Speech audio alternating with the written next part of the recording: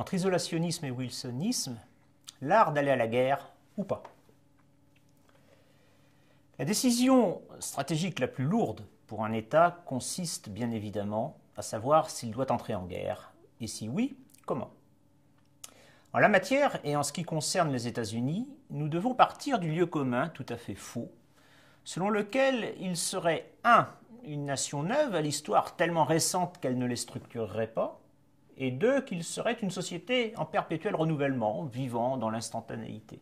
En fait, les États-Unis sont autant capables de ruptures décisives que de s'inscrire avec acharnement dans le courant profond de l'histoire.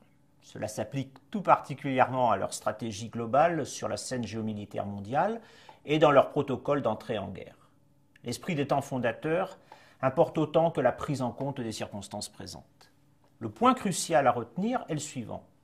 Les cycles courts de la décision stratégique américaine s'inscrivent dans des cycles longs, les uns n'abolissant pas les autres. Pour simplifier, la stratégie extérieure des États-Unis a connu deux cycles longs qui se chevauchent. D'abord le cycle isolationniste de 1793 aux années 50 et le cycle wilsonien de 1917 à nos jours. Ainsi, par exemple, jusqu'à la Première Guerre mondiale au moins, le discours d'adieu de George Washington en 1796 et la doctrine célèbre Monroe de 1822 deviennent les références invoquées presque religieusement au XIXe siècle et bien sûr en 1939 et auparavant en 1914.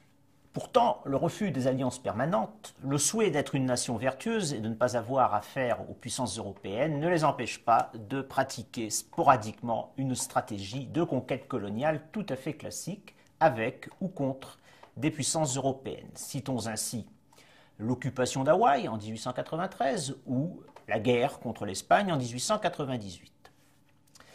Dans la prise de décision stratégique, par conséquent, il s'agira pour les États-Unis de garder à l'esprit d'abord le poids de la longue durée contre la réactivité. Les Américains concilient les deux. Deuxièmement, ensuite, le poids du consensus des élites face aux décisions individuelles. Enfin, la polysynodie à l'américaine face à la rivalité organisationnelle et bureaucratique permanente.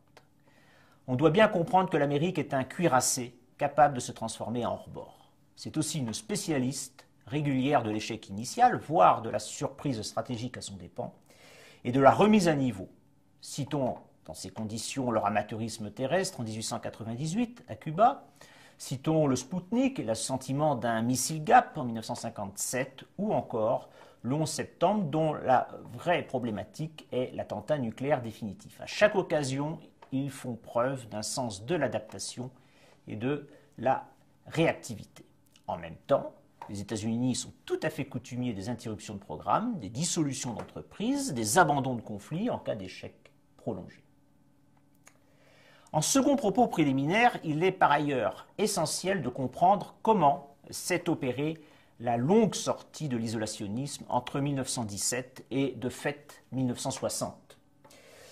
En effet, l'Amérique s'est construite depuis la guerre d'indépendance en anti-modèle européen. Elle n'abandonnera l'isolationnisme que pour transformer le vieux continent et le monde selon ses standards. Cette révolution stratégique prendra du temps et ne devient définitive qu'à partir des années 1960. Prenons l'exemple des États-Unis dans leur implication à reculons dans la sécurité de l'Europe de la Deuxième Guerre mondiale à la guerre froide, à la Première Guerre froide, celle des années 50. Nous partons des lois de neutralité des années 30 qui interdisent au président Roosevelt toute assistance à l'Europe. La nuit de cristal du 9 novembre 1938 provoque enfin un premier choc salutaire dans l'opinion américaine qui prend pleinement conscience du problème avec Hitler. Pearl Harbor, évidemment, crée une situation où l'Amérique ne peut pas ne pas se défendre. Mais cela ne signifie pas pour autant qu'elle renonce définitivement à l'isolationnisme après le conflit.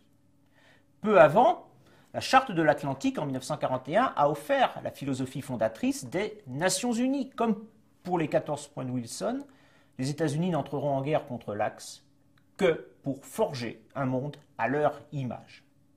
Dans cet esprit, le pacte de non-agression entre les démocrates et les républicains de 1943 permet de sortir la politique étrangère et militaire du jeu partisan pour une efficacité optimale sur la scène internationale. Toutefois, rien n'est acquis le jour de la victoire en 1945. Très vite, les GIs repartent et laissent une Europe désarmée face à une Union soviétique déjà bien inquiétante. En 1949, la signature du traité de l'Atlantique Nord ne doit pas non plus faire oublier que les États-Unis attendront 2 ans avant de se résoudre à envoyer 5 divisions en Europe et à institutionnaliser la nouvelle organisation atlantique.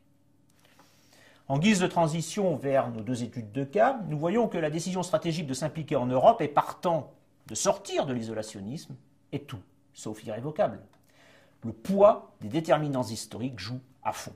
Alors bien sûr, aujourd'hui, il n'est plus question d'isolationnisme, mais il ne faut pas prendre pour acquis la promptitude des États-Unis à intervenir aux 4 coins du globe. Nous constatons un flux et reflux entre la tradition historique héritée de Washington et Monroe, pour simplifier, et une adaptation souvent contrainte et forcée aux événements.